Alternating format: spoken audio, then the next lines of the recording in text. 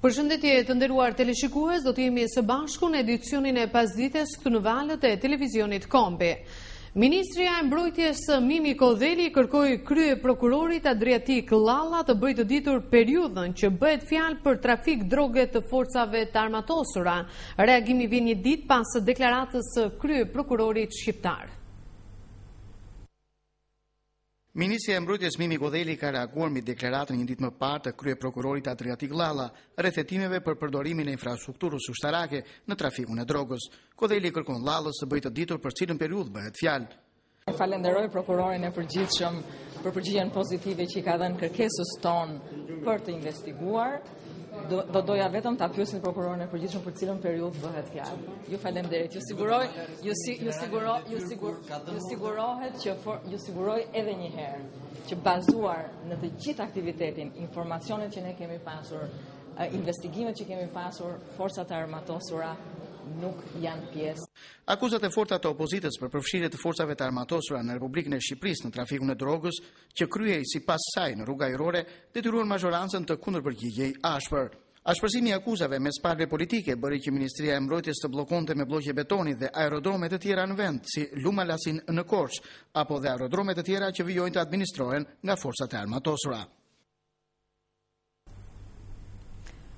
4 ish polici janë bashkuar grevës së urisë, ndërsa greva vazhdon prej 7 ditësh në Lulishten përpara kryeministrisë. Të ngujuarit kërkojnë rikthimin në përvendet e punës.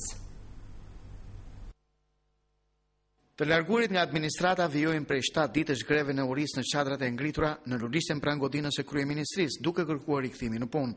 Gjendja shëndetësore e grevistëve rëndohet nga dita në ditë, ndërsa shumica kanë marrë disa herë trajtim mjekësor, por shprehen të vendosur për të vazhduar grevën deri në fund.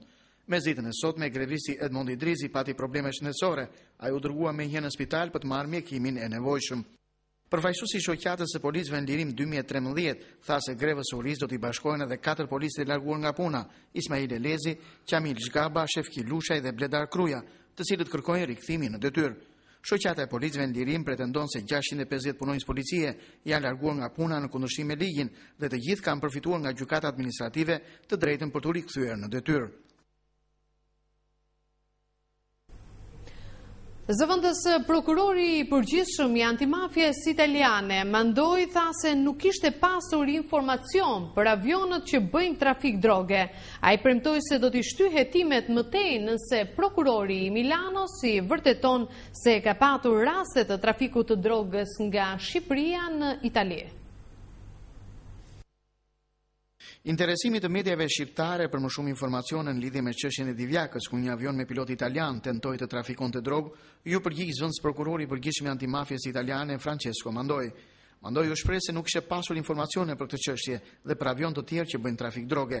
Ai sqaroi se ka marrë vesh ngjarjen 2 ditë më parë, ndërsa premtoi se do t'i shtyjë hetimet më tej nëse prokurori i Milanos vërteton se ka pasur raste të trafikut të drogës nga Shqipëria në Itali. Në Milano ka mundësi të dinë që ka më shumë fluturime. Për ngjarjen e Divjakës u informuam 2 ditë më parë. Mund të marrë vesh që po hetohet edhe për avion të tillë. Nëse prokurori më thotë që ka pasur raste të tilla, unë do ta çoj përpara çështjen. Problemi është që ne duhet të kemi informacion më të detajuar, komentoi Mandoi. Ai tha më tej se nuk ka asnjë informacion as për pilotin italian Giorgio Riformato. Nuk e njoh pilotin italian, nuk e di kush është. Ai sqaroi më tej se edhe nëse ka pasur shkëmbime informacionesh, kjo është bërë mes policisë shqiptare dhe asaj italiane. Në lidhje me sekuestrimin e aseteve kriminale, Mandoi tha se në këtë drejtim legjislacioni është i përshtatshëm, i duhuri. Informacionet janë sjellë nga Italia, janë shqyrtuar nga drejtësia shqiptare, janë aplikuar ashtu siç e parashikon ligji. Gjëja më e rëndësishme që duhet të bëhet është që të vinë informacione sa më të detajuara dhe të rëndësishme.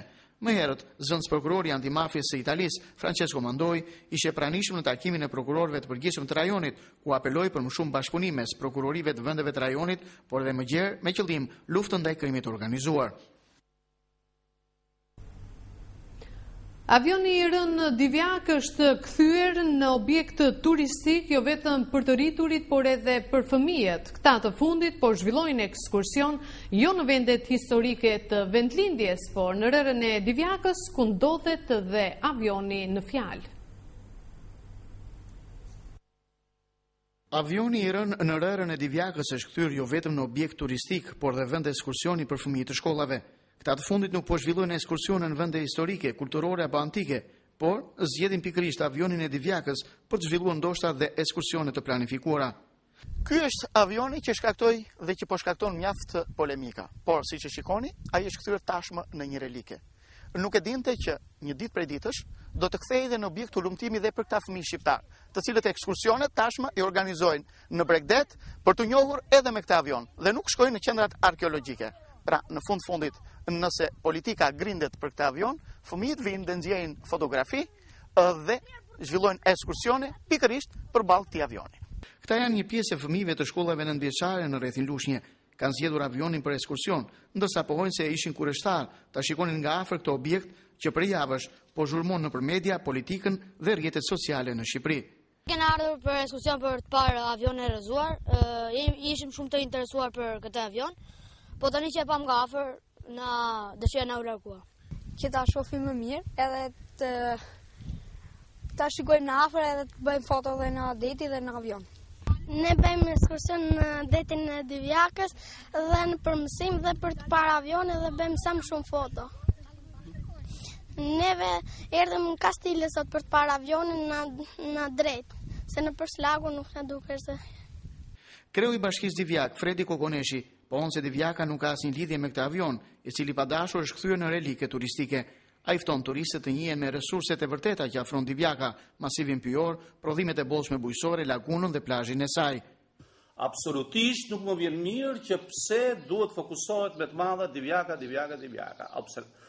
Jam dakord, ka ndodhur, është aty, le të merren gradualisht, të merret punën e vet, është duhet të shpreh drejtësia e të thotë fjalën e vet, por sot ne ndodhemi prag të hapjes sezonit turistik, në prag të eksporteve. Pse nuk shprehen këta që të flasin për eksportet e Divjakës. Divjaka është një nga eksportuesit më të dhënjë të Shqipërisë për sa i përket perimeve. Edhe le të shprehin fjalët e mira.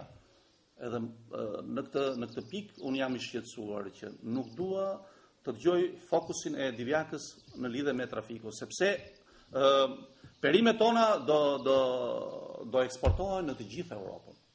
Avioni për disa javësh qëndron në rër dhe ruhet me shërbim të posaçëm policor. Prefektura Fier zhvilloi sërish takim lidhur me planin kundër korrupsion. Sekretari i përgjithshëm Arben Çuko theksoi se në hartimin e masave antikorrupsion do të marrin pjesë ekspert vendas, por edhe të huaj.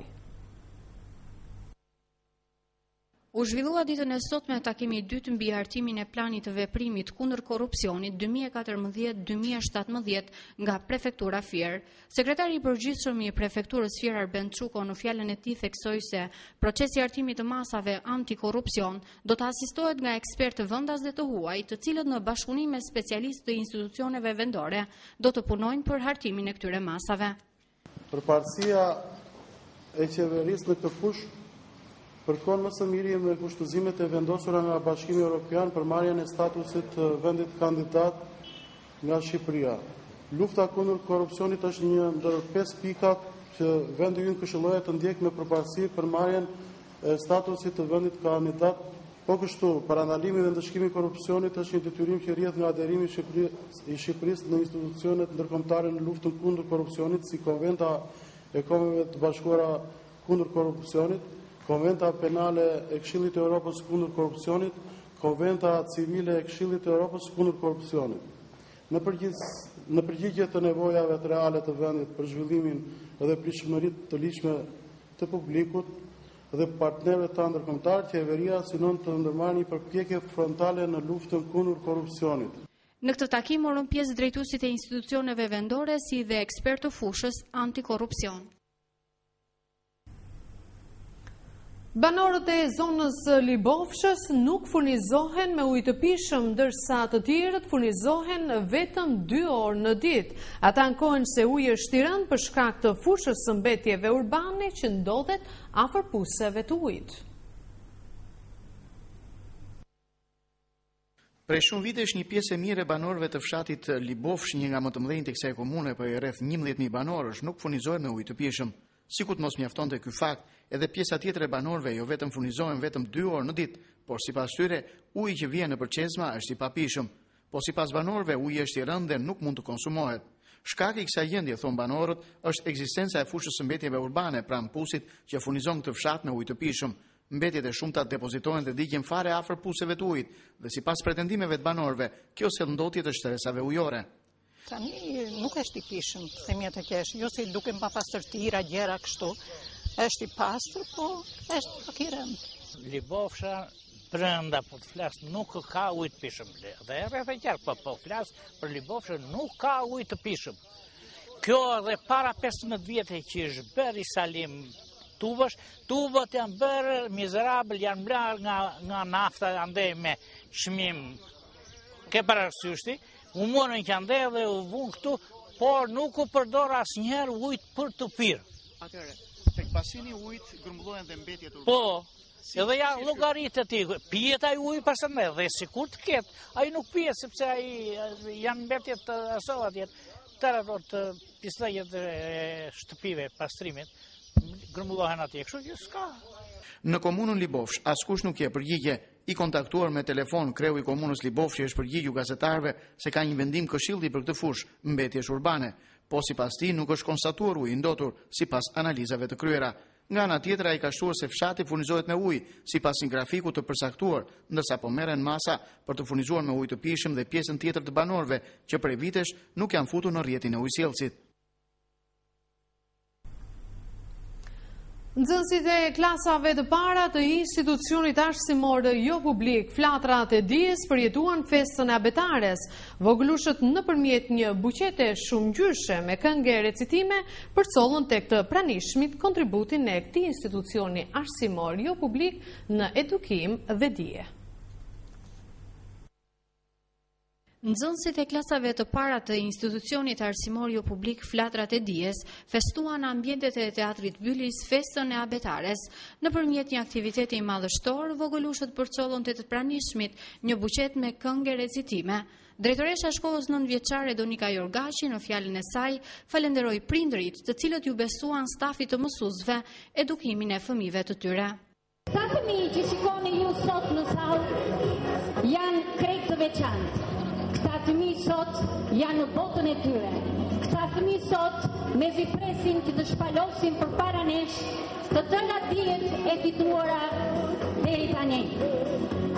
Unë i këshilloj këta fëmijë, tuajeni gjuhën shqipe, sepse ajo është gjuha jonë, është gjuha e nënës, është gjuha e gjyshrave, është gjuha e stërgjyshrave, është gjuha me lashtë në Europë. Do t'i këshilloja gjithashtu. Gdhandeni në kujtes emrin e mësuesit të klasës së parë. Mos harroni furrata. Një vlerësim i veçantë gjatë kësaj feste shkoi për mësuesit të cilët kanë dhënë kontributin e tyre në edukimin e brezave të kësaj shkolle ndër vite. Unë të ka model, mësuesja ime e parë, ju fole e dijes, unë shpegëtar.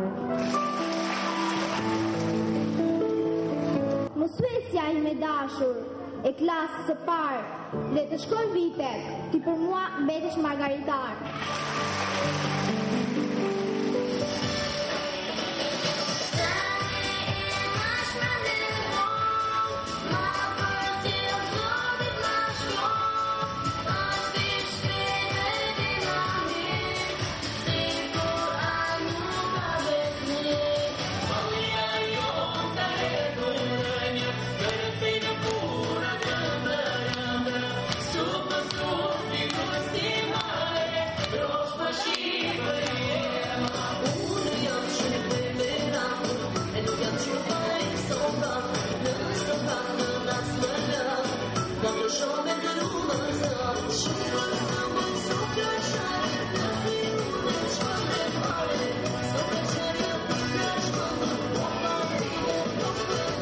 Ky aktivitet u përshëndet dhe nga specialisti i programit zhvillimit në Drejtorinë Rajonale Arsimore Fier. Dua t'ju falenderoj për ftesën në shkollën publike Flatrat e Dijes dhe vërtet do t'ju uroj suksese në botën e dijes, drejt rrugës së dijes. Po ashtu nuk do të lëm pa përmendur dhe t'ju uroj gëzuar festën abetares këtyre fëmijëve kaq të talentuar dhe është vërtet e rëndësishme që një aktivitet dhe aktivitetet e tjera të pasojnë më tej. Një zëri vogëlushët të cilët lanë pas abetaren dhe të përgatitur për gjuhën amtare, Falenderuan dhe presidentin e shkollës Virongega për krijimin e infrastrukturës moderne për edukimin e tyre. Presidenti ynë për ne shumë më ndonë, shkolla jonë moderne e bukur si gjithmonë, prandaj një zëri të themi,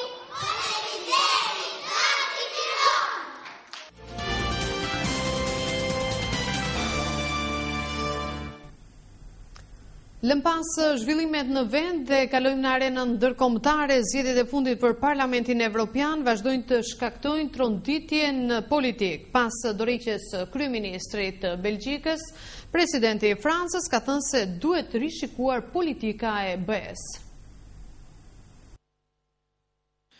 Kancelaria gjermane Angela Merkel e përshkroi përkrahje në rritje për ekstremin e djathtë dhe partitë euroskeptike në zgjedhjet e BE-s si vajtuese dhe përgjigjja sipas saj do të ishte përmirësimi i ekonomisë.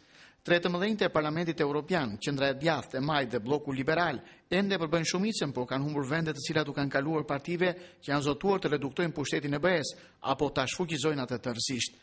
Kristian-demokratët e CDU-s të Angela Merkel fituan lehtësisht 35% të votave në Gjermani. Në Francë, pasi fronti kombëtar i ekstremit të djathtë siguroi 25% të votave, duke u referuar rezultateve paraprake, presidenti francez Hollande zhvilloi një mbledhje urgjente të kabinetit të tij. Nuk pati një reagim të menjëhershëm, por kryeministri Manuel Valls e përshkroi zgjedhjet si një tërmet politik dhe u tha gazetarëve se Europa ka nevojë për një orientim tjetër. Hollande nga ana e tij ka deklaruar se BE duhet të reformojë dhe reduktojë pushtetin pas rritjes së mbështetjes për euroskeptikët dhe partitë e ekstremit të djathtë. Në një fjalim televiziv, zoti Hollande, mbështetësi i devotshëm i BE-s, tha se Unioni është kthyer në një institucion të largët dhe të pakuptueshëm dhe kjo sipas tij duhet të ndryshojë. Europa duhet të jetë e thjeshtë, e qartë, efikase, aty ku duhet dhe të tërhiqet nga diçka nëse nuk është e nevojshme, deklaroi Hollande.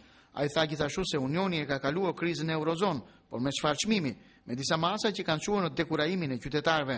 Kur liderët e BE-s të takohen të martën, unë do të riafirmoj qëndrimin se prioritet është rritja, vendet e punës dhe investimet, shtoi presidenti francez. Në Britaninë e Madhe, UKIP mori 27% votave dhe kjo është hera e parë në një shekull që një parti tjetër veç konservatorëve apo laboristëve fiton zgjedhje në Britaninë e Madhe.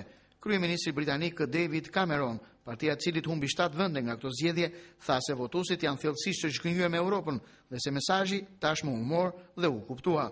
Pavarësisht fitorëve të euroskeptikëve, Barroso kumguli se bloku pro-BE ka shumicë solide dhe funksionale. Kancelaria gjermane Angela Merkel ka lënë të kuptohet se grupi i saj parlamentar nuk do të ketë si prioritet zgjedhjen e Jean-Claude Juncker në krye të Komisionit Evropian. Në listën e kandidatëve përfshihen kryeministria e Danimarkës si dhe homologu i saj finlandez. Kancelaria gjermane Angela Merkel ka lënë të kuptohet se nuk mbështet plotësisht Jean-Claude Juncker në karën e tij për kryetar të Komisionit Evropian. Juncker është kandidat i Partive Popullore Europiane dhe Qendrës së Djathtë. Megjithëse fitoi me shumë vende në Parlamentin Evropian, sesa grupet e tjera, Merkel tha se Juncker nuk ishte faktori i vetëm për t'u marrë në konsiderat. Bashkë me ish kryeministrin e Luksemburgut, në garë janë dhe kandidatë të tjerë jashtë Parlamentit Evropian, përfshirë dhe kryeministren socialdemokrate të Danimarkës, Helen Thorning-Schmidt. Një tjetër emër i përmendur më shumë së fundmi është dhe kryeministri i Finlandës, Jyrki Katainen. Ai ka lajmëruar se do të jap dorëheqjen duke shtuar spekulimet se ai është kandidat potencial për kryetar të Komisionit Evropian. Si kandidat i mundshëm është përmendur edhe kryeministri i Letonisë, Valdis Dombrovskis. OSBE ka vlerësuar si pozitive zgjedhjet në Ukrainë. Presidenti sapo zgjedhur Poroshenko është zotuar të rikthejë qetësinë në lindje të vendit. Aty vazhdojnë ende luftimet mes forcave qeveritare dhe milicëve prorus. Zgjedhja e manjatit të çokoladës Petro Poroshenko si presidenti i Ukrainës është shpallur si e drejtë nga vëzhguesit ndërkombëtar. 48 vjeçari doli fitues që në raundin e parë në zgjedhjet e ditës së diel. OSBE-ja tha se aktivitetet armiqësore në lindjet vendit nuk kishin vënë në rrezik legitimitetin e zgjedhjeve. Koordinatori i OSBE-s, Joao Soares, tha se në Donetsk asnjë vend votim nuk u hap dhe ky është një problem i madh. Megjithatë, kjo nuk minoi procesin zgjedhor pasi pjesëmarrja në votime ishte shumë e lartë. 60% e ukrainasve morën pjesë në votim, duke detyruar dhe Moskën të shprehet pro bashkëpunimit me Kievin. Kreu i ri i Bashkisë së Kievit, Vitali Klitschko, tha se tani do të kërkojë protestuesve pro-europian që të largohen nga sheshi i pavarësisë. Rezultati përfundimtar i zgjedhjeve do të shpallet në 1 qershor dhe brenda 30 ditë do të zhvillohet ceremonia e betimit të presidentit të ri. Menjëherë pas kësaj, Poroshenko ka thënë se do të vizitojë Donbasin për të përmbushur premtimin e tij gjatë fushatës së rivendosjen e kontrollit në lindjet vendit. Megjithatë, kjo detyrë duket tepër e vështirë me luftimet që ende vazhdojnë. Ushtria thotë se ka marrë në kontroll aeroportin Donetsk pas 2 ditë luftimesh me rebelët pro-rus. Të paktën 30 persona janë vrarë në këtë qytet që prej ditës së diel. Ushtria nigeriane ka njoftuar se ka gjetur vendin ku ndodhen 200 vajzat muslimane të marra peng. Megjithatë, ushtria thekson se nuk do të përdori forcë për t'i liruar ato. Një zyrtar i lartë ushtarak nigerian ka bërtoditur se ushtria e di vendodhjen e më shumë se 200 vajzave të marra peng nga grupi terrorist Boko Haram, por ka përjashtuar mundësinë e përdorimit të forcës për t'i shpëtuar ato. Shefi i shtabit të mbrojtjes ajrore nigerian Alex Badek është cituar të ketë thënë se forca është mundësia e fundit për lirimin e tyre. Përpjekjet për shkëmbimin e vajzave me të burgosurit nga grupi Boko Haram ka dështuar për arsye të panjohura në minutën e fundit. Kanë kaluar 7 javë që kur militantët e Boko Haramit morën peng më shumë se 200 vajza në një shkollë të mesme në Chibok. Deri më tani, dihej shumë pak për vendodhjen e tyre, apo për atë se çfarë po bën ushtria për t'i shpëtuar vajzat. Pengmarrja shkaktoi zemërim në bashkësinë ndërkombëtare, e cila u mobilizua dhe ushtarakisht për gjetjen dhe shpëtimin e këtyre vajzave. Sot është mbyllur votimi për presidentin e ri të vendit në Egjipt. Sipas anketave, në këtë postë pritet të konfirmohet i shefi i ushtrisë Al-Sisi. Në Egjipt po votohet në ditën e dytë dhe të fundit për zgjedhjet presidenciale. Zgjedhjet bëhen një vit pas rrëzimit nga pushteti të Muhamet Mursit, i cili ishte edhe presidenti i parë i zgjedhur në mënyrë demokratike. Mursi u largua nga pushteti pas protestave masive kundër tij. Njeriu që drejtoi grushtin e shtetit, ishte generali Abdel Al-Sisi, pritet të fitojë më lehtë këto zgjedhje. Ai ka vetëm një kandidat kundërshtar, politikanin Xhamdin Sabahi. Mbështetësit e tij thonë se Sisi është një lider i fortë për të cilin ka nevojë Egjipti në këtë kohë të vështirë. Kundërshtarët e fajsojnë atë për grushtin e shtetit ndaj Mursit dhe protestave, gjatë të cilave janë vrarë qindra mbështetës të Mursit dhe mijëra të tjerë janë burgosur. Human Rights Watch raporton se më shumë se 20.000 persona në Egjipt janë ende në paraburgim. Libri i rekordeve Guinness ka konfirmuar një rekord të vendosur në Budapest, Hungarisë për kullën më të lartë me Lego në botë. Kjo arritje, sipas kreut të Bashkisë së Budapestit, pritet të shtojë numrin e vizitorëve në qytet.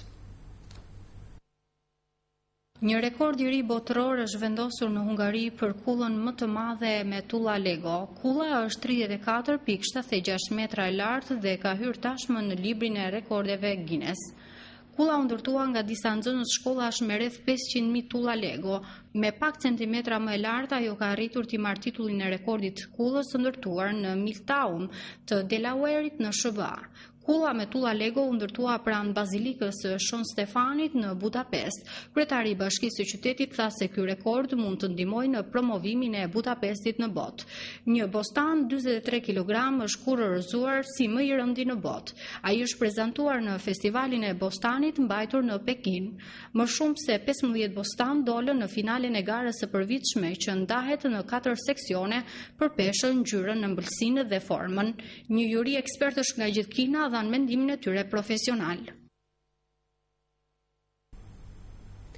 Të nderuar teleshikues, kemi ardhur në fund të këtij edicioni informativ. Unë ju falenderoj për vëmendjen tuaj. Bashkë mirë takofshim.